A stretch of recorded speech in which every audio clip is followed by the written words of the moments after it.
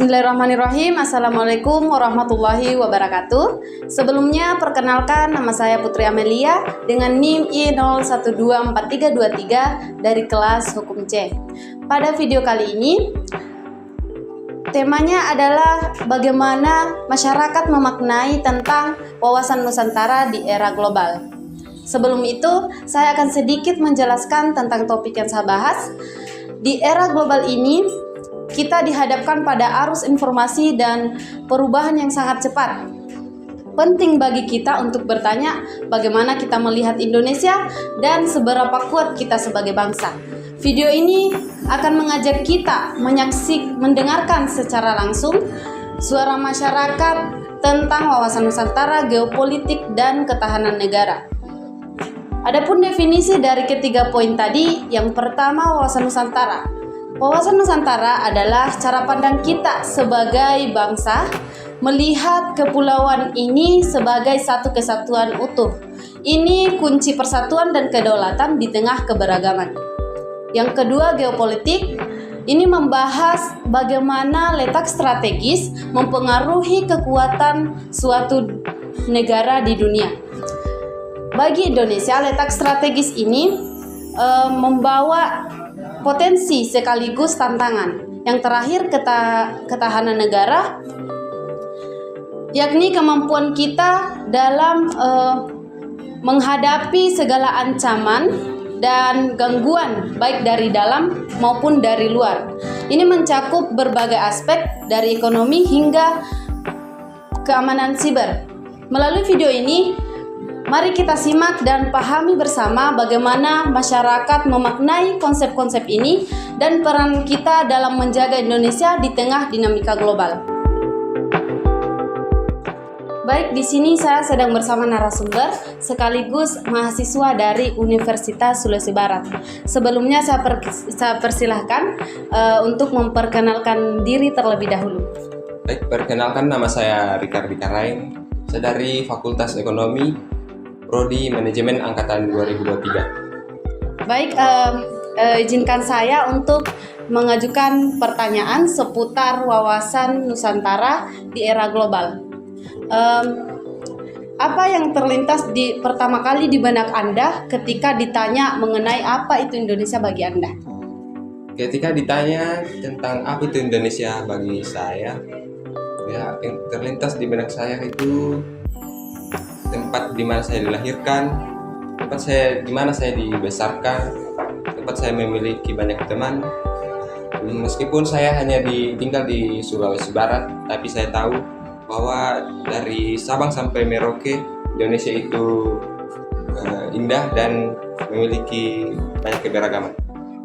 Baik, Kak, berbicara tentang keberagaman tadi, Indonesia kan dikenal dengan berbagai suku, agama, dan budaya yang berbeda-beda. Menurut Anda, bagaimana keberagaman ini? Apakah lebih banyak menjadi kekuatan atau tantangan? Ya, menurut saya, dengan adanya keberagaman ini, mungkin ini bisa menjadi kekuatan bagi kita sebagai bangsa.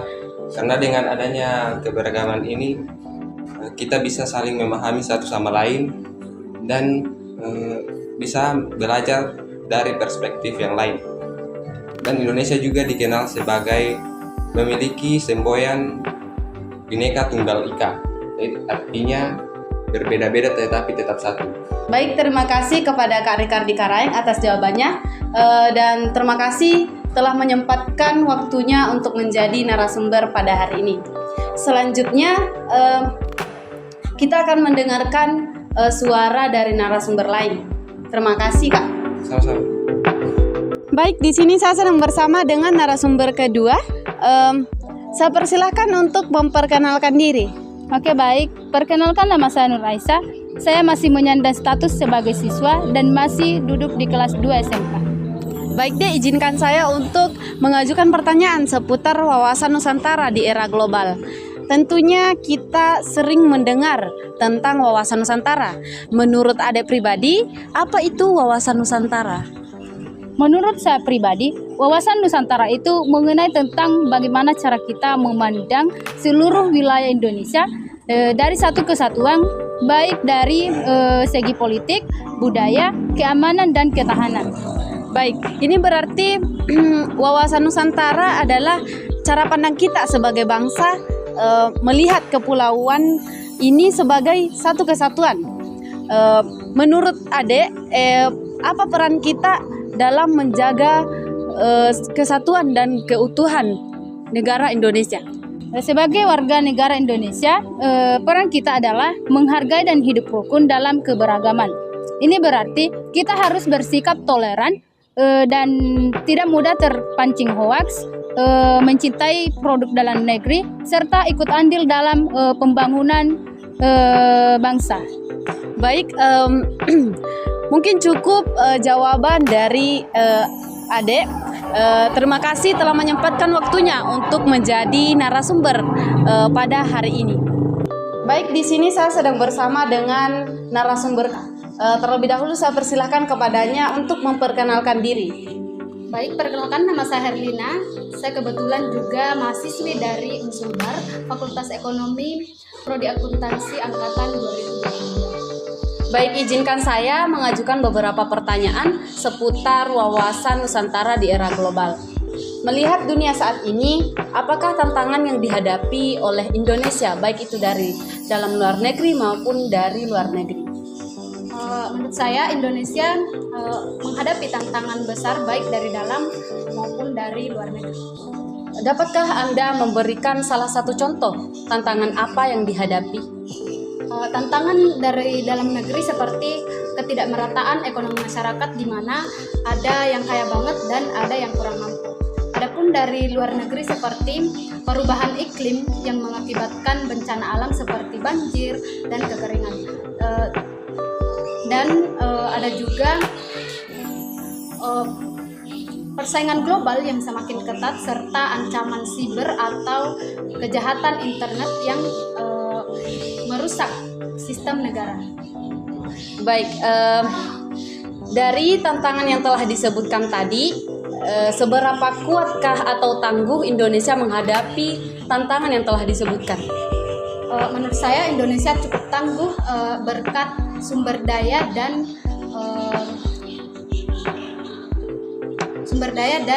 semangat kebersamaan, namun perlu diperbaiki di sektor pendidikan dan pemberantasan korupsi untuk menjadi lebih kuat.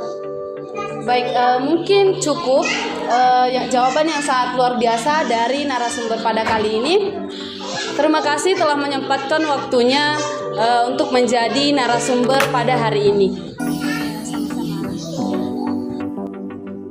Baik, di sini saya sedang bersama dengan narasumber keempat. Terlebih dahulu saya persilahkan untuk memperkenalkan diri. Hai, assalamualaikum. Perkenalkan, nama saya Heni Darahman. Saya di sini sebagai penjaga cyber. Baik, izinkan saya untuk mengajukan pertanyaan seputar wawasan Nusantara di era global. Seperti yang kita lihat pada saat ini, media sosial, internet, dan berita dari mana saja mudah diakses. Menurut Anda, apakah berita yang sangat cepat ini dapat membantu kita sebagai bangsa menjadi lebih kuat atau malah menjadi ancaman yang memecah belah? Menurut saya justru malah membantu kita. Justru malah internet ini membantu kita jadi lebih kuat, karena dengan internet ini kita bisa mendapatkan informasi lebih cepat dari berita-berita yang lain. Karena internet ini apapun itu yang kita cari mudah diakses seperti itu. Oh, baik, jika seperti itu, bagaimana jika ada isu atau berita dari luar negeri yang mempengaruhi persatuan kita sebagai bangsa? Bagaimana menurut Anda cara terbaik masyarakat menyikapi hal tersebut agar tidak mudah terprovokasi? Menurut pendapat saya, kita harus memperoleh informasi yang lebih valid. Terus kita tidak boleh langsung percaya adanya informasi tersebut. Kita harus mencari kebenaran informasi tersebut. Baik, ini berarti kita sebagai masyarakat Indonesia, ketika ada isu dari luar negeri, kita sebagai masyarakat harus memverifikasi kebenaran dari berita tersebut. Iya. Oh, baik, mungkin cukup jawaban dari narasumber kita pada kali ini. Terima kasih telah menyempatkan waktunya untuk menjadi narasumber saya pada hari ini. Baik, di sini saya bersama dengan narasumber terakhir, yakni narasumber kelima. Saya persilahkan terlebih dahulu untuk memperkenalkan diri. Aduh, assalamualaikum. Waalaikumsalam. Sebelumnya perkenalkan, nama saya Alfia. Di sini saya selaku sebagai ibu rumah tangga. Baik, Ibu izinkan saya untuk mengajukan pertanyaan seputar wawasan Nusantara di era global. Menurut Ibu, untuk memperkuat ketahanan negara kita, apa yang perlu diprioritaskan oleh pemerintah dan oleh masyarakat? Menurut saya, pemerintah itu harus lebih memprioritaskan SDM yang berkualitas, misalnya seperti para guru, karena para guru itu dapat membimbing atau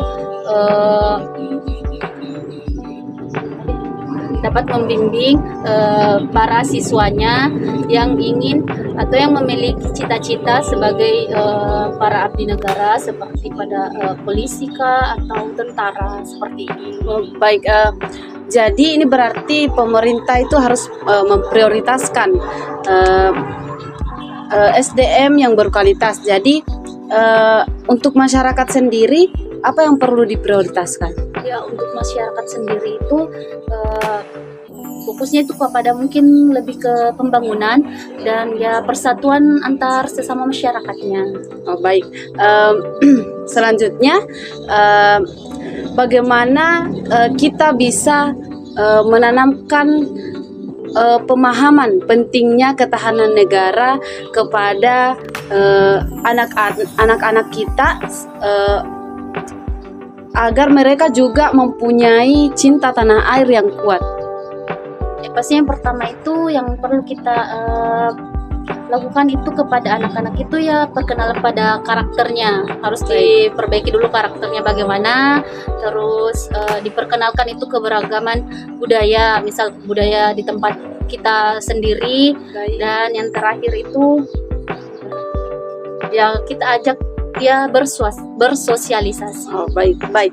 Mungkin cukup jawabannya dari narasumber pada hari ini. Terima kasih telah menyempatkan waktunya untuk menjadi narasumber saya pada kali ini. Dan mohon maaf mengganggu aktivitasnya. Ya, terima kasih. Terima kasih.